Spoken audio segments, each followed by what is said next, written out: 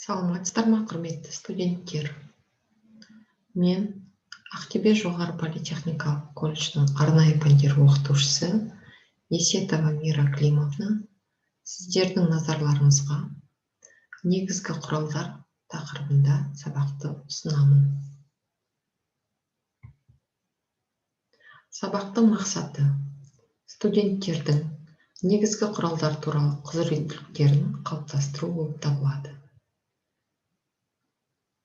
Негізгі қорлар түсінігі, олардың жіктелуі, негізгі қорларды бағалау, негізгі қорлардың тозуы мен амортизациясы туралы түсініктерін қалыптастыру болып табылады.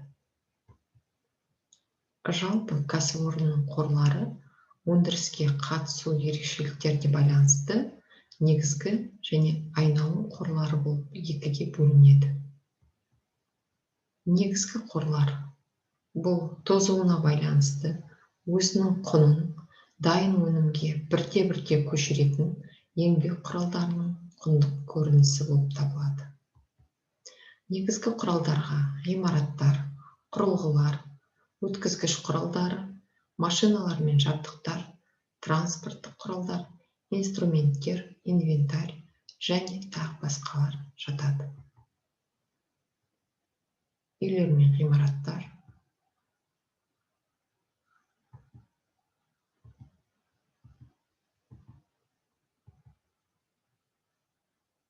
көлік құралдары. Әрі қарай негізгі құралдардың жіктелуіне тоқталамыз.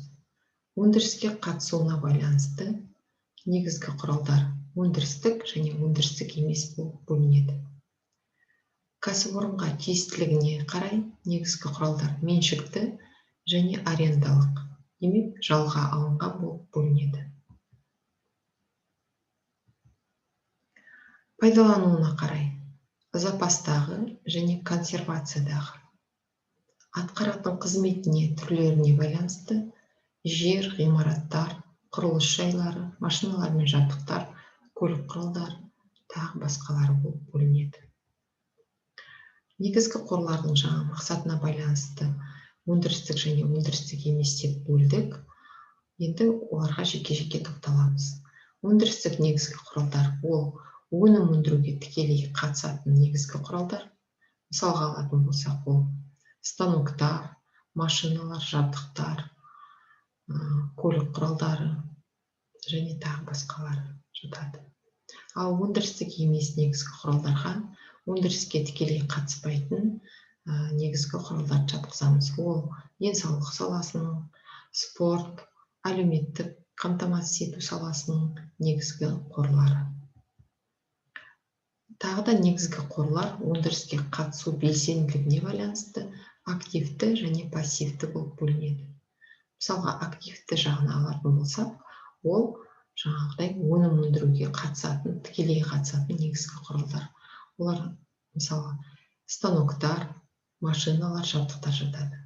Ал пассивті бөлігіне жер, ғимараттар, құрылғылар жатады.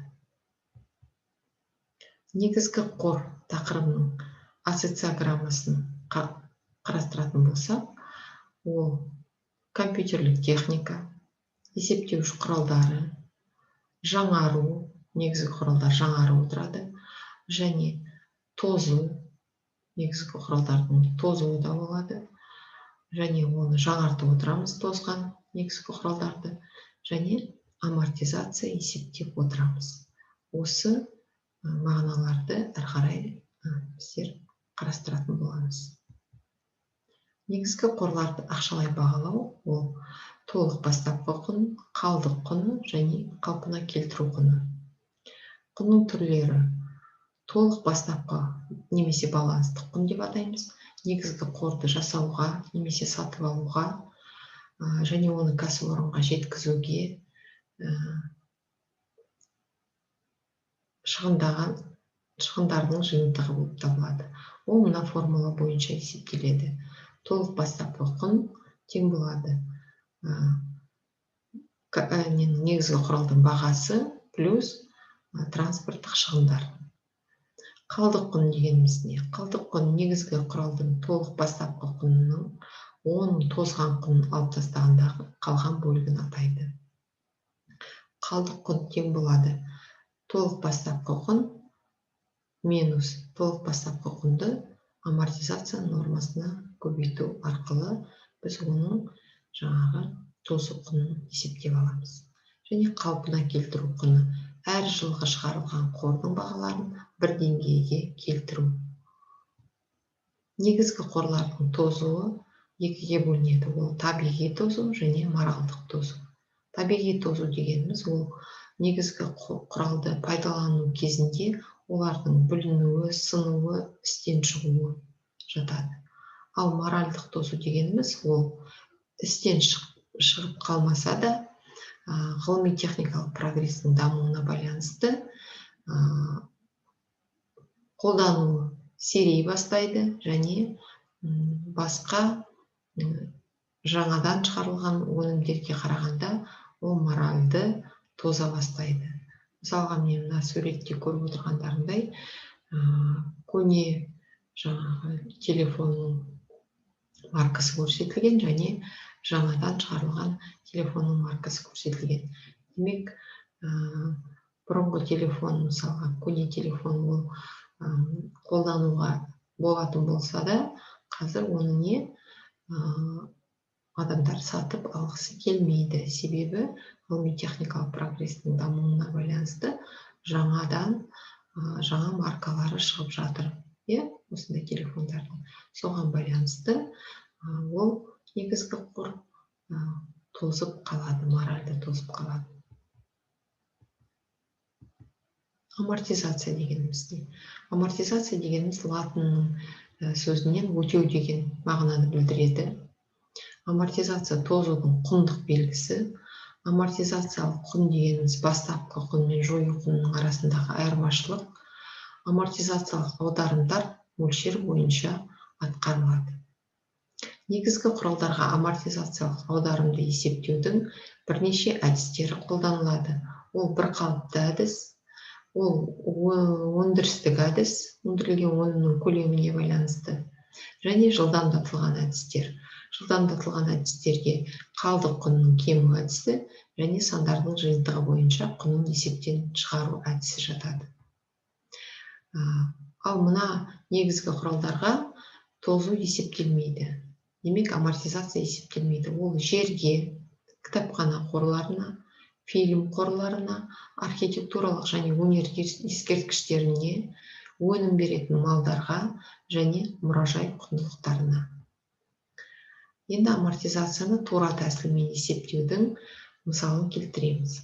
Мысалға, компьютер сатып алған болатын болсақ, оның бастапқы құны 122.760 теңге, қызмет ету мерзімі 5 жыл, болжанатын жойылу құны 2760.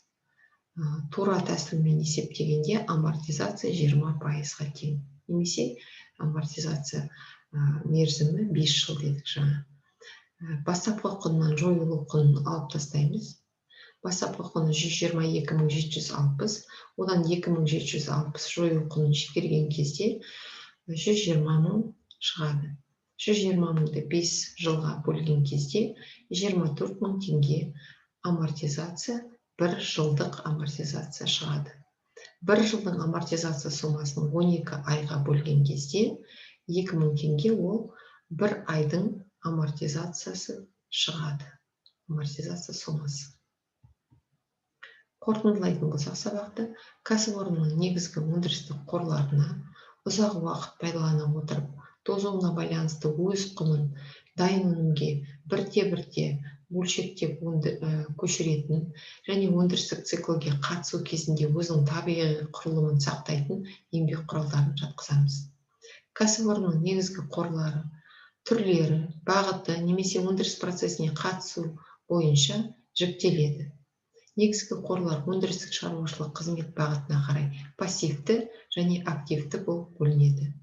Негізгі өндірістік қорлардың амортизациясы тозудың құндық мағынасы болып табылады. Жалпы өлшемдік бағалау құзыреттік тәсілдің талабы бойынша, осы тақырып бойынша сіздер негізгі құралдар туралы түсініктеріңізді, біліміңізді қалыптастыра отырып, өздеріңіздің ойларыңызды жазбаша және ауызша түрде пікірлеріңізбен бөлісетін құзыреттіліктеріңізді қалыптастыруларыңыз қажет. Және де басқа студенттердің жауабына пікір алмасып, жауап бере алатындай дәрежеде болып, және де өмірде қолдану дегеніміз ол жаңағы амортизация есептеу тәсілдерін пайдалана отырып, негізгі құралдардың амортизациясын есептей алуларыңыз қажет. Қолданылған әдебиеттер тізімі келтірілді, және назарларыңызға рахмет. Осы тақырыпты ары қарай оқып, өздеріңіз тағы да қайталап, жақсылап меңгерулеріңізге тілектеспін. Сау болыңыздар.